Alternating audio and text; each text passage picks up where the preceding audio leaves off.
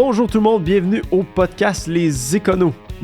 Comme toujours, Christophe Terrien. Anthony, ça va bien? oui, ça va bien, toi? Ça va. De quoi on parle aujourd'hui? On parle d'un sujet qui va t'intéresser probablement... C'est du chocolat?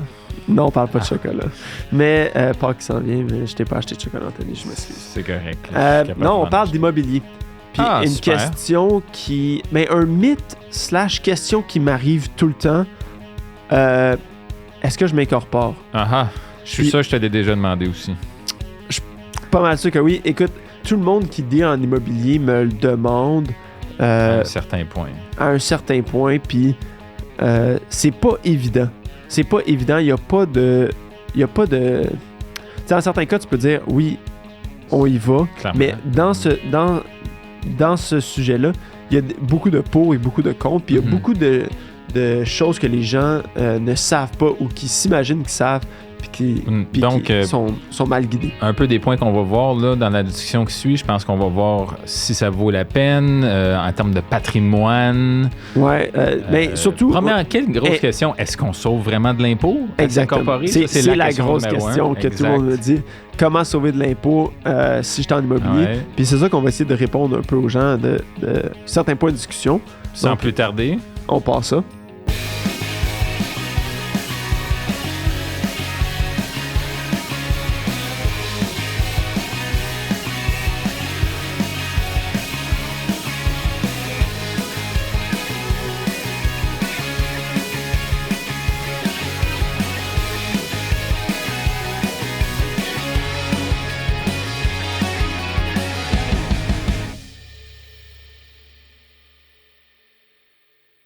Bonjour tout le monde. Donc, comme on l'a mentionné en intro, on parle d'immobilier. Et d'incorporation. Exactement. Bon. Sauf, moi je te dirais à quel point, ou juste, la question que tout le monde doit te poser, c'est ça vaut-tu la peine que je m'incorpore ou à quel point ça vaut la peine? De s'incorporer en immobilier ou tu parles en général? Ben, on va parler en immobilier. J'imagine... Parce que si on parle... Moi, j'étais pas incorporé. Moi, j'avais j'en ai encore là, des actifs immobiliers. J'en ai vendu certains, mais je me suis jamais incorporé. Je l'ai tout le temps fait en tant que particulier. Ouais. Puis je sais pas si... Moi, j'étais rendu 11 portes. Pour la banque, le financement, c'était différent, rendu, je pense, à 12 portes. Mais là, peut-être que l'incorporation, c'est peut-être un autre véhicule où, j'imagine, si quelqu'un veut être temps plein dessus, il doit se dire, si je m'incorpore, peut-être que je vais payer moins d'impôts parce que le taux d'imposition pour une incorporation est plus petit qu'un particulier. Oui, dans le cas d'un revenu actif. OK. Par contre, la grosse différence ici, c'est que quand on parle de revenu de location, on parle d'un revenu passif, OK. qui est à peu près au même taux. Pourtant, je travaille tellement fort des fois. Là. Mais... Quand tu dis c'est passif, c'est parce que c'est considéré... C'est du revenu de location. Si tu ne fais que... collecter ton loyer, c'est du revenu de location. Okay. C'est très, très, très difficile d'aller justifier un revenu actif quand on parle en immobilier. Okay. Les seuls qu'on va être capable d'aller chercher du revenu actif, ça va être... Puis écoute, c'est pas garanti non plus, des flips. Des constructions nouvelles? Construction nouvelle, ça, c'est de la construction. Okay. C'est pas du revenu passif parce que c'est pas des revenus de location, c'est des revenus de vente puis de construction. Okay. Donc, mais si on fait des flips ou si on va peut-être...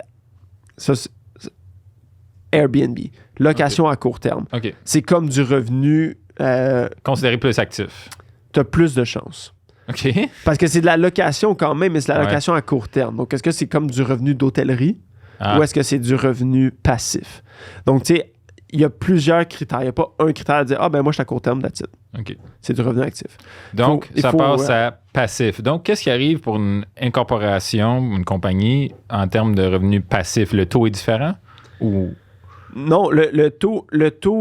Oui, exactement. Le taux va être différent d'un revenu actif à un revenu passif. Le revenu actif va bénéficier de la déduction pour petites entreprises. Puis le revenu passif va être imposé à peu près à 50%. Donc, similaire à ce que quelqu'un gagnerait, là, un individu gagnerait. Okay. Donc, ça, c'est... Ça, c'est un des premiers mythes ou... Exactement. Donc, c'est un des avantages que les gens là, mentionnent quand ils veulent aller s'incorporer, puis que ça marche pas. L'autre gros mythe, c'est, mais quand je vais vendre ma maison, à place de vendre mon immeuble, ou ma maison, ou mon immeuble, là, mon duplex, whatever, quand je vais vendre ma propriété, je vais pas vendre la propriété, je vais vendre les actions de mon entreprise. Donc, je vais bénéficier de l'exemption de gain en capital que tout le monde a. Tout le monde a une exemption de gain en capital que tu peux vendre, jusqu'à 900 000 $ libre d'impôt. Une entreprise, une petite entreprise là, canadienne, donc qui se qualifie, tu vas aller chercher jusqu'à 900 000 d'exonération de gain en capital. Donc, tu dis, ben moi, si je vends mes actions, je vais pouvoir y aller. Mais le problème encore est au niveau du revenu passif. Il faut que tu vendes une entreprise qui génère à plus de 50% du revenu actif. Ce qui n'est pas le cas de l'immobilier. Ce qui n'est pas le cas de l'immobilier, puis même jusqu'à 90% au moment de la vente. Donc, à ce niveau-là, on ne pourra pas aller chercher cette exemption de gain en capital-là. Alors, juste là, en tant que particulier, tu es plus avantagé si c'est un plex dans lequel tu vis, si c'est un duplex dans lequel tu vis. Oui, absolument, parce que là, tu vas avoir ta résidence principale. Mais ça, c'est une autre variable. Là, que... Oui, mais à date, si je m'incorpore ou pas, le nom, il est très fort. Là. Je gagne pas, je sauve pas tant d'impôts. En plus de ne pas sauver d'impôts puis de ne pas avoir accès à l'exemption de gain en capital, tu as tout ce qui est les frais professionnels. S'incorporer, on parle d'à peu près 1 000 à 3 000 $. De légal? De frais légaux, plus les frais d'incorporation. Tu as comme un 300-400 $, dépendant si tu vas Québec ou fédéral, le Charte Québec fédéral. Peu importe, mais on parle d'à peu près ça. Puis après ça, on parle d'à peu près entre 1 000 et 3 000 $ là, de frais comptables à chaque année pour faire les états financiers, la déclaration d'impôts. Il faut que ça soit fait par un comptable? C'est pas obligé d'être fait par un comptable. Mais c'est compliqué. Si tu t'y connais, tu peux le faire, mais écoute, c'est très, très, très, très, très peu recommandé de s'attaquer à une T2. C'est pas comme la T1 où il existe plusieurs logiciels puis que c'est assez simple. Il y a beaucoup, beaucoup de subtilité dans la T2 puis c'est pourquoi il n'y a pas grand monde qui le font eux-mêmes. C'est très, très, très... Je le recommande pas. Fait que là, s'incorporer à date, c'est, tu as dit, je pense, 1 000 à 4 000 $ on parle à peu près entre l'équivalent, là, si on fait une moyenne, là, mais d'à peu près entre 2 000 et 5 000 $ par année. De frais que tu vas aller défrayer pour être en incorporation. Donc, est-ce que ça vaut la peine? Oui, peut-être que ça va valoir la peine, mais tu tiens ça en compte. Faut le tenir en compte. Parce que peut-être que tu vas sauver un peu d'impôts d'une façon X ou Y, mais... Si tu as payé 2 000 à chaque année pendant 10 ans... Exactement. Il y a quand même des facteurs là, qui sont... fait que jusqu'à maintenant, c'est pas très attrayant d'aller se mettre en incorporation. Par contre, ce que l'incorporation va te donner, c'est une certaine protection de tes créanciers.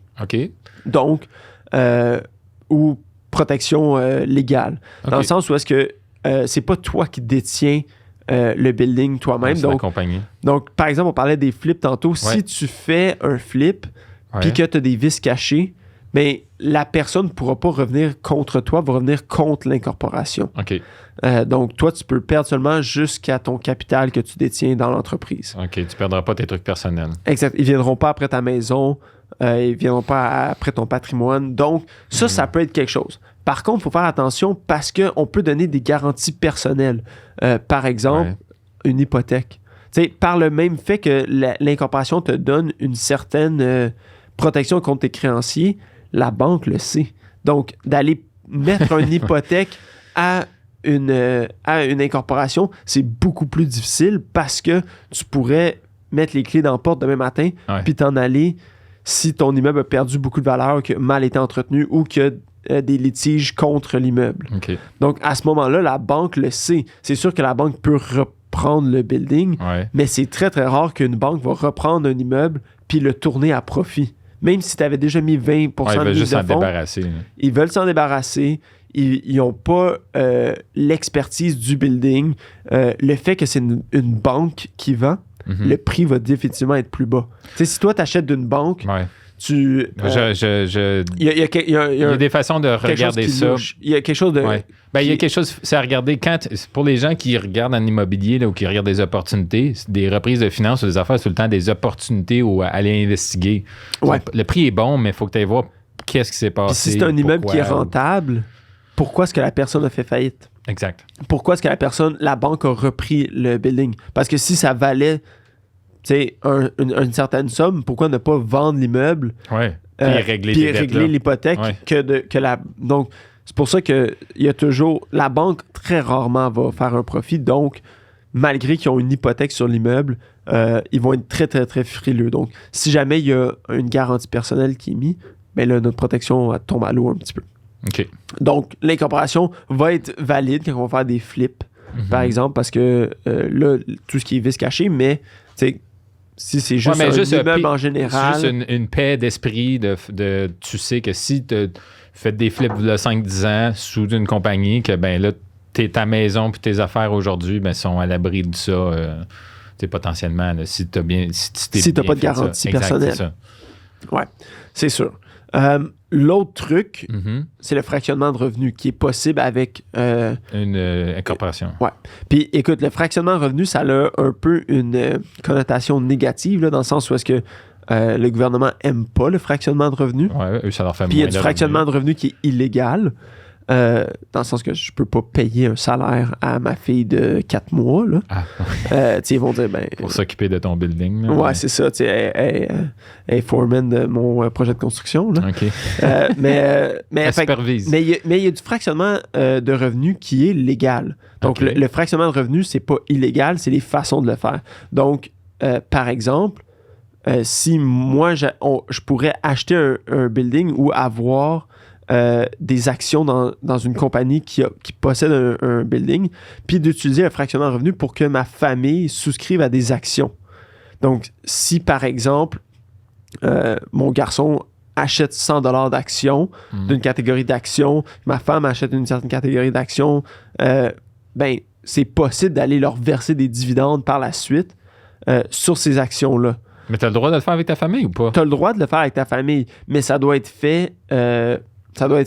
Écoute, je ne rentrerai pas dans tous les détails. Oui, ça vérifie avec les côtés légaux. Oui, vérifiez avec vos fiscalistes, votre comptable. Il y a des façons de le faire. Donc, en utilisant, il y a certaines lois qui permettent, mettons, un gel fiscal, donc où est-ce que la valeur est isolée à un moment X dans mes mains à moi. Puis après, c'est que, vu que la valeur est isolée, ça rend les prochaines actions émises effectivement nulles. Donc, ils valent 0. Okay. Donc, c'est que eux vont bénéficier de la croissance future de l'entreprise. À partir d'aujourd'hui. Donc, ils ont le droit d'acheter, tu sais, puis c'est pas inconcevable que si je vends mon entreprise vaut 100$, admettons, que j'ai ma famille qui achète pour 100$ d'actions, eux l'achètent à la juste valeur marchande. Donc, ce qu'ils veulent pas, c'est que moi, je donne à ma famille des parts qui valent 100 000$ sans qu'eux s'imposent dessus pour faire du fractionnement de revenus. Okay. Mais si j'isole la valeur, c'est que moi, je vais devoir sortir cette valeur-là dans mes mains ou mes actions ont une certaine valeur que si jamais je décède, je peux les transférer à ma famille, mais eux vont s'imposer sur les actions qu'ils vont recevoir. En termes d'actions, en termes de dividendes. En termes de les actions qu'eux reçoivent, vont avoir une certaine valeur. Donc, le fractionnement de revenus est possible versus quelque chose qui est pas qui est plus compliqué quand que t'as pas d'incorporation. La même chose, c'est le transfert de patrimoine est beaucoup plus simple quand c'est les actions d'une compagnie que la propriété dans un immeuble. Oui, parce que le nom... Le nom en tant que tel reste le même sur le building. Donc, c'est beaucoup plus facile de passer des actions. Eux vont s'imposer dessus. Il y a certains gels successoraux qui existent, là, comme je l'ai mentionné, qu'on peut aller faire. Mais il y a aussi la taxe de bienvenue. Il n'y a pas de taxe de bienvenue quand on transfère des actions. Ah oui, parce que si tu changes le nom de la propriété de ton grand-père à ton nom, ben là, il faut que tu payes une taxe de bienvenue. Ça change de propriétaire. Exactement. Fait que ça, c'est d'autres considérations qui sont qui sont possibles là, avec une action. L'autre truc, puis qu'on a touché un peu, c'est qu'une action peut verser des dividendes. Ouais. Donc, le dividende est imposé à un moindre taux que le revenu locatif peut l'être. Okay. Ça encore, il faut vérifier. Parce qu'il existe des fausses croyances qu'un dividende est imposé moins dans le terme d'une action. C'est pas nécessairement vrai. Donc, un salaire ou un dividende, c'est pas vrai qu'un dividende est imposé moins. Il est imposé différemment. Okay. Puis, si on fait le calcul salaire versus dividende, pour une incorporation normale, là, qui n'est pas une incorporation d'immobilier, le salaire, souvent, va avoir une petite coche de plus efficace. T'sais, on parle de dixième de pourcentage, là, okay. Mais sur des gros montants, ça peut valoir la peine. Mais c'est une possibilité. C'est une possibilité de verser des salaires pour quelqu'un qui fait la gestion. C'est une possibilité de verser des dividendes aussi, ce qu'on n'a pas quand on n'est pas incorporé. Je vois. Okay. Donc, ça nous donne un petit outil de plus dans l'incorporation. Un autre outil qu'on peut aller chercher, c'est la planification des revenus. Donc, par exemple, on parlait dans le podcast qu'on vient d'enregistrer avant, là, allez l'écouter, super intéressant, mais on peut contrôler le revenu qu'on va recevoir. Donc, par exemple, il peut y avoir beaucoup d'avantages fiscaux qu'on va perdre si on gagne 100 000 $ versus si on gagne 50 000 $. Mais avec l'incorporation, ce que ça nous permet de faire, c'est... Tu peux le remettre dans ta compagnie. C'est de ne pas le sortir. Ouais. C'est de laisser... Admettons, tu as des buildings qui payent beaucoup de revenus, puis que toi, tu as une job à temps plein, puis que tu dis, écoute, moi, je veux pas sortir cet argent-là, je vais être imposé à 60% parce que je vais perdre des incitatifs fiscaux, des avantages fiscaux, ou, tu sais, fait que même en haut de mon 53% d'imposition, là, je vais le perdre. Donc, ça nous permet de laisser l'argent dans la société. Fait que ça, c'est un gros avantage que tu peux avoir, c'est que tu peux le laisser dans ton incorporation puis ne pas le faire. Mais comme tu dis, ça, il faut que ce soit beaucoup de revenus. Ben, pas nécessairement, Anthony. Imagine que ton building fait 15 000 de bénéfices nets. Ouais. Si toi, à ta job, tu gagnes 120 000, mais tu as un taux d'imposition de presque à 120 000, je pense que tu à peu près 47%, peu importe. Tu sais, est-ce que tu vas aller te sortir ce 15 000-là puis payer 47% d'impôts ou le laisser dans l'entreprise puis peut-être te le sortir à ta retraite quand tu vas avoir un revenu où tu vas être imposé à 25-30% d'impôts.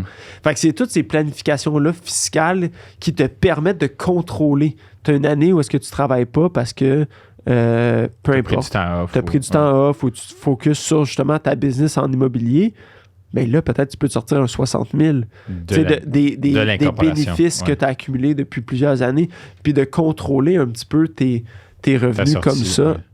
Contrôler les sorties, exactement. Donc, c'est... Parce qu'en tant qu'individu, tu veux dire, eux, ils considèrent que tu l'as sorti. Le revenu, il est sorti. Si tu le gagnes dans l'année, il est sorti. C'est comme s'il était sorti. Fait que ça, c'est un gros avantage de l'incorporation. En individu, la seule façon que tu peux pallier pas pallier, mais ne pas devoir payer d'impôt dessus, c'est de déclarer une dépréciation. Là, une perte. Ouais. Puis ça, c'est le prochain point. Mais juste avant... Avec l'incorporation aussi, il existe des mécanismes que tu peux choisir une fin d'année qui n'est pas le 31 décembre. OK. Donc... chose que tu ne peux pas faire en tant qu'individu tout le temps. C'est tout le temps le 31 décembre. On est imposé du 1er janvier au 31 décembre. Une incorporation, on peut choisir que son année fiscale, mettons, c'est du 1er mai au... Exactement. Donc, quand on choisit une fin de mois, là, un 30 avril, par exemple, mais c'est qu'on peut chevaucher. Puis quand on chevauche, ben là, tu peux choisir quand est-ce que tu te verses le dividende. Ah, et ça, dans l'année? Exactement. Tu peux le verser n'importe quand dans l'année, puis de voir quand est-ce que tu... Exactement. C'est un outil de plus. Tu sais, on n'évite pas l'impôt, on le reporte ou on le contrôle. C'est ça le gros avantage de l'incorporation, c'est que tu as une valve que tu peux contrôler. Okay. Donc, puis étant donné qu'on a des paliers d'imposition tout le temps, c'est ça qu'on veut essayer de contrôler pour s'assurer de rester à des paliers normaux. Donc, tu parlais des pertes. Ouais. Là, les pertes, ça, c'est super intéressant parce que tu as t'as une dualité. Okay? Ouais. Quand que tu détiens tes immeubles personnellement, exact. Tu peux pas aller générer une perte de ton immeuble avec l'amortissement. Donc, si tu as une perte parce que tu as fait beaucoup de travaux dans l'année, tu peux pas aller chercher de l'amortissement en plus. Non, c'est normal parce que de toute façon, tu n'auras pas à payer d'impôts parce que tu n'auras pas à payer d'impôts. Ouais. Par contre, tu peux avoir plusieurs immeubles, puis certains qui ont du bénéfice, puis certains qui ont des pertes. Okay. Mais tu peux pas générer de pertes pour contrer le bénéfice de l'autre si... Et ça s'interchange pas, non, c'est ça. Exactement. Par contre, dans l'incorporation, là, tu peux aller créer des pertes avec l'amortissement. Donc ça, c'est un avantage à l'incorporation. Fait que tu peux mélanger tes pertes et tes gains entre buildings. Exactement. Puis tu peux aller créer une grosse perte, puis aller récupérer l'impôt, par exemple, que tu as payé l'an dernier, versus personnellement, tu peux pas le faire. Okay. Par contre, les pertes appartiennent à l'incorporation. Donc, ils ne se passent pas à l'individu. Okay. Donc, admettons que tes buildings font une grosse perte, puis que tu détiens tes buildings personnellement, mais ça va aller mettre une perte contre ton revenu d'emploi, ce qui est très intéressant. Mais si tu es dans une incorporation, tu peux pas aller transférer cette perte-là personnellement. Sur toi. Puis si tu vends le building, puis tu fermes l'entreprise, tu peux pas récupérer ces pertes-là. Ces pertes-là sont perdues à tout jamais. Okay. Fait que tu pourras jamais les faire... Mais tu peux les reporter d'année en année, ces pertes-là. Tu peux les reporter d'année en année, oui. Puis tu peux les utiliser un contre l'autre. Par contre... Si tu vends, puis que tu n'as plus de building, puis là, tu n'as plus de besoin de l'incorporation, ces pertes-là sont perdues. Tu peux pas les utiliser. Okay. Donc, c'est un peu une dualité de dire, est-ce que je veux avoir... Tu sais, puis... Tu le sais, là, en immobilier, ça arrive souvent que tu vas avoir des pertes de location. Ben, si tu as des mois qu'il y a eu des problèmes, parce que tu peux avoir des rénaux. Ouais, ou est-ce que tu peux avoir un peu des unités qui sont disponibles. Ah oui, qui sont vacants. Qui sont vacants. Tu peux avoir des rénovations majeures qui ne sont pas nécessairement un ajout en capital. Là, donc, tu vas avoir beaucoup de pertes. Mais, tu sais, puis une grosse partie du rendement de ton building, c'est aussi le gain en capital. Donc, même si tu te dis, OK, je fais une perte de 2 000 à chaque année, mais mon building prend 10 000 de valeur à chaque année. Ben, il faut que tu récupères à la fin quand tu le vends. Tu le récupères à la fin, mais toutes ces années-là, tu as sauvé de l'impôt. Tu vas sauver de l'impôt sur ton revenu d'emploi parce que tu as des pertes dans ton building. Mais ça va être déduit de ton gain capital. C'est rares sont les buildings où est-ce que tu vas générer un profit à chaque année. Ou un gros profit. Non, à chaque ça va être année. un petit profit à chaque année si ton building est rentable. Exactement. Puis tu as aussi comme les dépenses d'hypothèque. Si tu n'as pas de dépenses d'hypothèque, tu n'as pas de dépenses d'intérêt. Mais là, ça, c'est, là, c'est payant. Là, c'est payant, mais sauf qu'on s'entend que la plupart des gens vont avoir une hypothèque sur le building. Puis le but, c'est que le building couvre ces coûts-là. Exact. Puis que tu arrives kiff-kiff ou un petit peu en dessous, un petit peu en haut, puis qu'à la fin, tu vends ton building, tu fais un gain en capital, puis là, c'est là que tu as fait ton profit. Ouais. Fait que les pertes, c'est c'est comme un peu un gamble que tu vas prendre. Ça dépend dans quelle perspective que tu t'en vas. Ça dépend aussi, moi, je dirais la plus grosse décision que j'irais, c'est le nombre d'unités. Ouais. Je pense que c'est là que ça va valoir. Si tu as un building, ça vaut pas la peine de s'incorporer. Non, mais comme tu disais, juste le fait de pouvoir les interchanger, les pertes puis les gains entre buildings, ça, moi, je vois ça comme un gros avantage. Exactement. Puis le fait d'utiliser aussi quand tu as, à un moment donné, tu peux te leverage. Tu as un leverage que tu peux aller chercher personnellement, mais à un moment donné, tes buildings ne sont pas financés par ton salaire. Donc, à un moment donné, c'est que là, tu vas aller chercher du financement autre. Puis je pense que tu l'as mentionné, je sais pas si avant qu'on se parle, avant qu'on enregistre, mais il y a un certain nombre de portes où là, le financement change.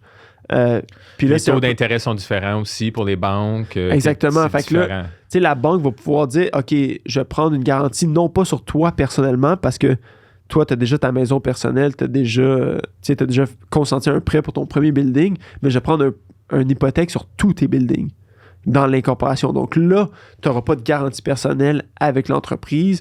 Là, ça peut valoir la peine d'aller chercher une certaine protection, d'aller, si tu as beaucoup de portes, tu as beaucoup de revenus, contrôler la valve, de ne pas sortir trop d'argent. Non, c'est définitivement.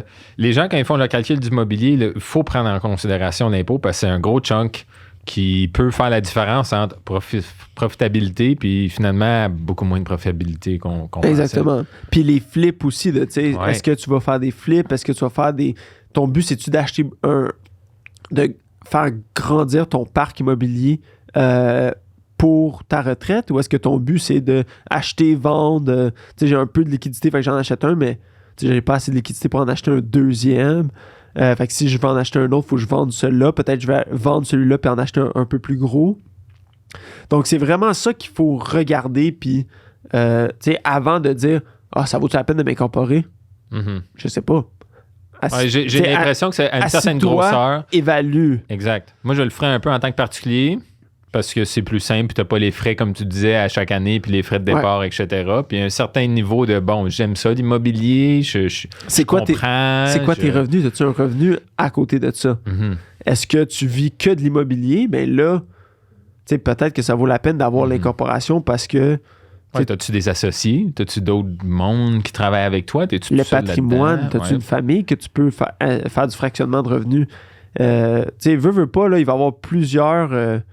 facteurs à considérer. Ouais. Puis il n'y a personne qui a de boule de cristal, il n'y a personne qui connaît le futur. Donc, c'est difficile de dire est-ce que tu vas le garder à long terme?